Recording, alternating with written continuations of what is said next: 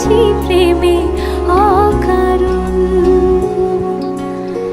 সেদিনও বুঝিনি আমি যে চোখে পড়েছি ধরা এভাবে আমার হয়ে যাবে।